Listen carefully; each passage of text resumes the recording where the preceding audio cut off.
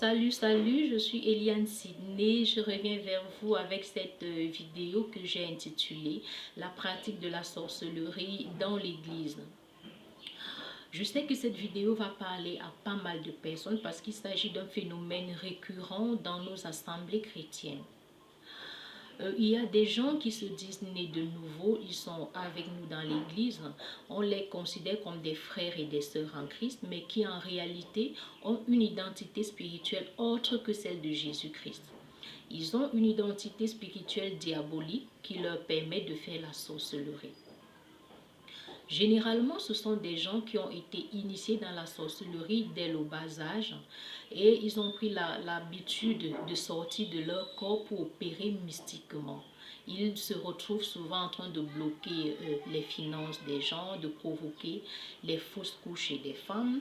Ils peuvent manipuler tout le monde à l'église avec des fausses visions, des fausses prophéties, etc. Certains vont même jusqu'à faire des couches de nuit aux frères et aux sœurs en Christ dans l'église. Alors, comment ces gens se retrouvent dans l'église?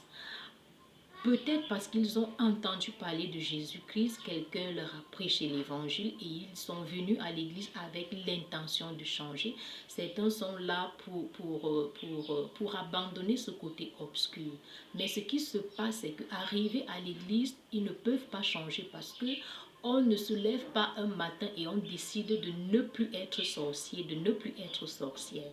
Pourquoi? Parce que la sorcellerie est une sorte de captivité.